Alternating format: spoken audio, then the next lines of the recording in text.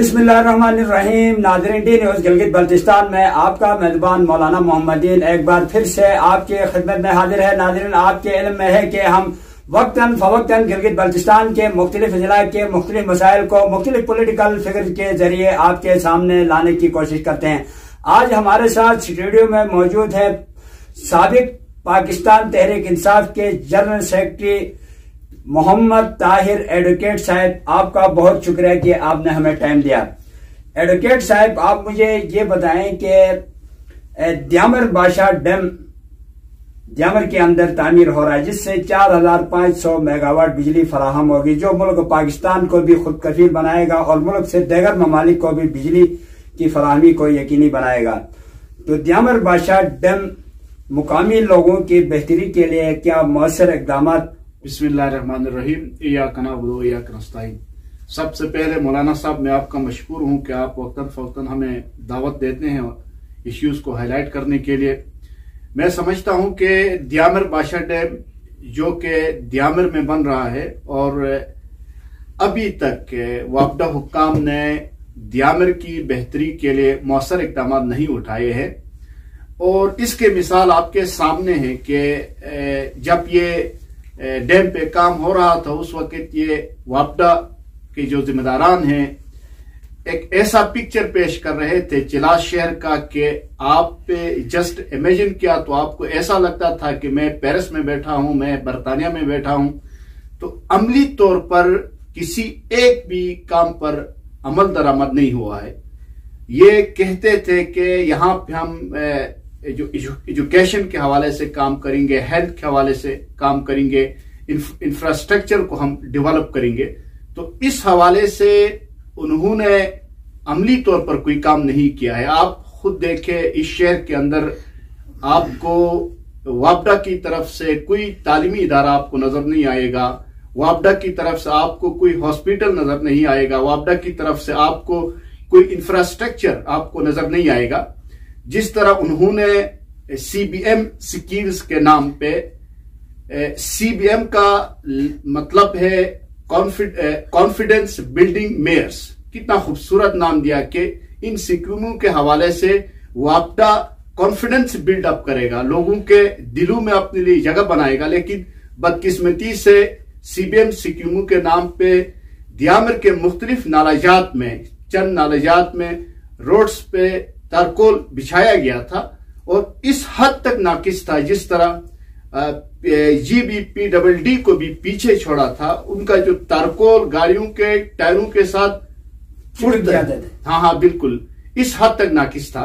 तो इससे वापडा का चेहरा सामने आया और मुस्तकबिल की इनकी प्लानिंग सामने आई और मुस्तकबिल की तरजीहात उनके सामने आई। तो मैं समझता हूं कि द्यामर की सोसाइटी के लिए, सोशो इकोनॉमिक अपलिफ्ट के लिए, डेवलपमेंट के लिए उन्होंने कोई काम नहीं किया है और ना इन फ्यूचर वो करने के इरादा रखते हैं। इतनी बड़ी कॉलोनी आपको नजर नहीं आ रही, थर में अरबों की रुपए लगाए, वो तो पहला तजर्बा था जिसकी आप जिक्र कर रहे हैं। वैली रोड 5-5 किलोमीटर बनाना था, लेकिन उसके बाद अरबों रुपए तो वहां वैली कॉलोनी में खर्चा। जहां तक वापडा थर कॉलोनी है, तो मैं समझता हूं जिसने भी ये कॉलोनी का जो नक्शा दिया था, साइट सिलेक्शन किया था, वो पाकिस्तान का सबसे बड़ा दुश्मन था। पहाड़ों और दरिया के दरमियान उन्होंने कॉलोनी बनाई है और हर तरफ से सैलाब का खतरा है। तो मैं समझता हूं कि जिसने भी साइट सिलेक्शन किया, जिस इंजीनियर ने भी किया, शायद उसने जाली डिग्री ली होगी किसी इदारे से। मुझे ये बताएं कि आजकल जो इश्यू है, इश्यू मिसिंग चोरों के हवाले से, यकीनन इससे आप लोगों का रोजगार भी खुल रहा है, क्योंकि सब अदालतों का रुख करते हैं। ऑलरेडी अदालतों के अंदर बहुत सारे केसेस पेंडिंग में हैं, उसके बावजूद ये ऐसा दरवाजा उनको नहीं मिल रहा है सिवाय अदालत के। तो आपकी तरफ ज्यादा लोग आते हैं और बाजारों में, नजी महफिलों में लोग हमसे भी टकराते हैं, अपने मसाइल बयान करते हैं, तो आपके पास भी आते हैं। तो ये मिसिंग चोरों के हवाले से क्या गरीबों के साथ कोई ज्यादती हो गई या उनको हकदार को उनका हक मिला है, आप क्या समझते हैं? देखिए, इस प्रोजेक्ट में द्यामर बादशाह डैम एक बहुत बड़ा प्रोजेक्ट है, मेगा प्रोजेक्ट है। शुरू से ही मुकामी लोगों के साथ ज्यादती करते रहे हैं। लैंड एक्विजिशन में भी लोगों के साथ ज्यादती हुई और अभी जो पैकेज है उसमें भी लोगों के साथ ज्यादती हो रही है। एक शख्स का 2007 के सर्वे में मकान मौजूद होता, माँ बाप 2014-15 में इसी मकान के बाबत मुआवजा भी हासिल कर चुका होता है, लेकिन अभी जो चोरों की लिस्ट है वहां पे इनका नाम नहीं होता, मिसिंग है। तो ये बहुत बड़ा इश्यू है। ज्यादातर किसने किया है? वापडा वालों ने किया, खुद किया है, और ये बहुत बड़ा इश्यू है। It must be addressed by the वापडा अथॉरिटीज अर्जेंटली। इसको फौरन हल करने की जरूरत है, क्योंकि बहुत ज्यादा गरीब लोग होते हैं, जब वो हुक्काम वाला के पास जाते हैं तो उनसे पैसे मांगते हैं कि आप हम इतने पैसे दे दें, हम आपका चोला रिलीज कराएंगे या उसमें रिकॉल लिस्ट में डालेंगे। तो कहने का मकसद ये है कि वापडा वालों ने एक स्ट्रेटजी के तहत चले हैं। यहां की जो इलेक्टेबल और इलेक्टेड और नॉन इलेक्टेड लीडरशिप को एतमाद में लिया है। मेरिट के बगैर इनके चंद रिश्तेदारों को बड़ी बड़ी उस वक्त लिया था या लिया है, अब भी ले रहे हैं, उनको खुश कर रहे हैं, किनाया करते हुए नजर आ रहे हैं। उनके रिश्तेदारों का काम हो रहा है, उनका काम हो रहा है, बाकी एडलाज अवाम के साथ ज्यादती हो रही है। अगर हकीकी मानों में अगर लीडरशिप होती तो आज हम इतने मफादात हासिल कर सकते थे। तुरबिला डैम आप देखिए, छोटा सा डैम है, मीरपुर डैम देखिए, छोटा सा डैम है, लेकिन वहां के लोगों ने बहुत ज्यादा मराहत हासिल की है। और ये जो दियावर बादशाह डैम है, ये 4500 मेगावाट बिजली पैदा करेगा, और ये पाकिस्तान का सबसे बड़ा डैम बनेगा, और सबसे ज्यादा जो बिजली है ये हमारा डैम पैदा करेगा।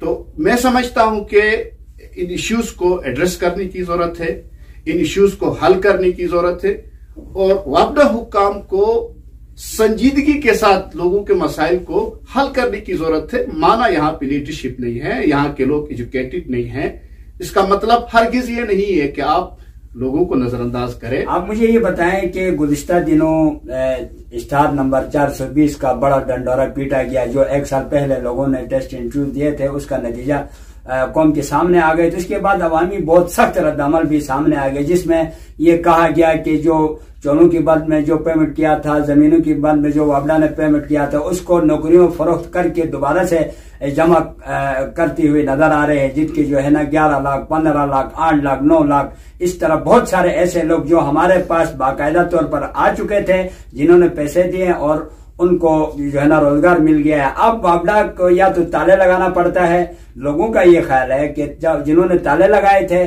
उनको रोजगार दिया, और जिन्होंने पैसा कमाया और उसको दिया उनको भी रोजगार दिया। क्या वापडा में मुलाजमत के लिए वापडा ऑफिस का ताला लगाना और फिर या पैसा वहां पर लगाना जरूरी है? इसके अलावा कोई मेरिट नाम की चीज कोई वापडा के अंदर आपको दिखाई दे रही है? इस हवाले से आप क्या कहते हैं? यकीनन देखिए, आप पे ये इश्तिहार 420 का जो इशू था, नाम भी 420 है और काम भी 420 है इनका।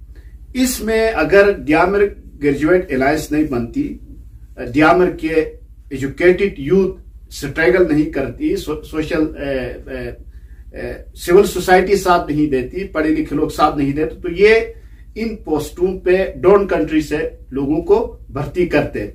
तो ये credit goes to Diamer graduate alliance कि उन्होंने इस इशू को हाईलाइट किया। इस्लामाबाद प्रेस क्लब में उन्होंने एहतजाज किया, पाकिस्तान के डिफरेंट सिटीज में उन्होंने एहतजाज किया और इस इशू को एक नेशनल इशू बनाया, जिसकी प्रेशर की वजह से हम समझते हैं कि उन्होंने मुकामी लोगों को किसी हद तक एडजस्ट किया।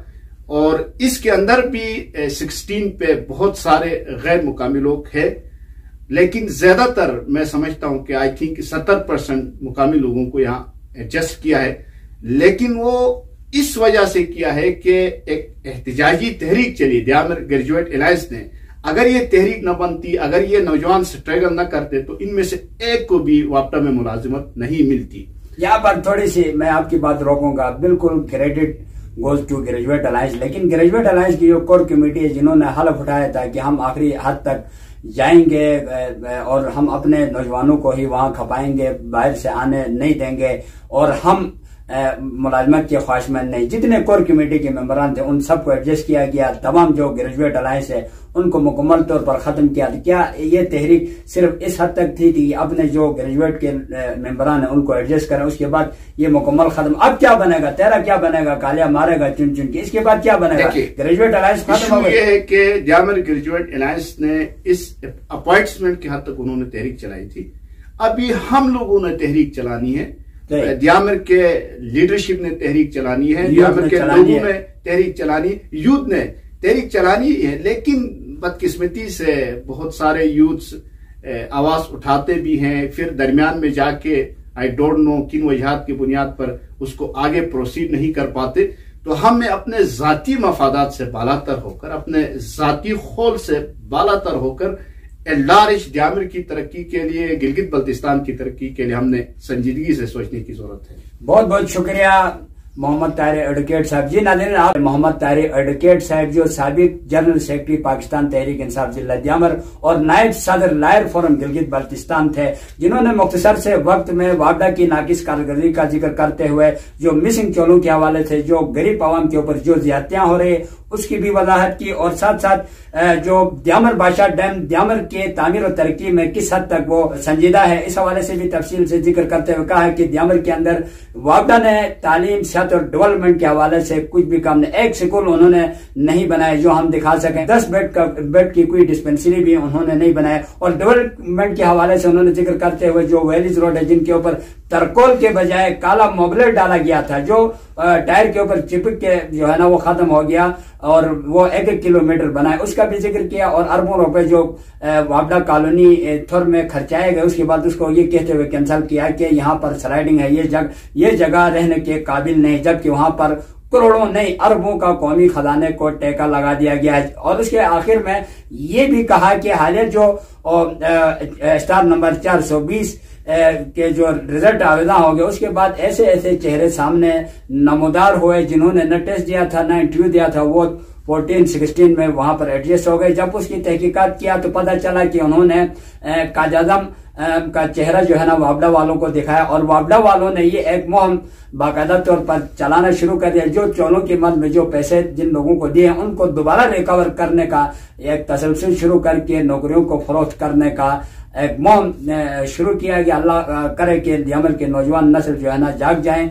और ग्रेजुएट अलायंस के हवाले से भी यकीनन यहाँ तक उसको क्रेडिट जाता था, यहाँ पर आके ग्रेजुएट अलायंस ने भी वापडा के सामने घुटने टेक दिए। अब इन्होंने इस जरूरत को महसूस किया कि जो पॉलिटिकल फिगर्स हैं, उसके अलावा आमादीन हैं, जो यहाँ के जिम्मेदारान हैं, जो खासकर जो यूथ है, पढ़े लिखे तबके हैं, उनको मुनज़्ज़म होकर वापडा के खिलाफ जबरदस्त तहरीक का ना रुकने वाला सिलसिले का आगाज करने की जरूरत को महसूस की। आज के लिए इतना ही काफी। अगले बार हम किसी और अहम इशू को मुख्तसर से वक्त के लिए किसी अहम पॉलिटिकल फिगर को आपके सामने लेके आएंगे। तब तक हमें इजाजत दीजिए। अल्लाह निगहबान।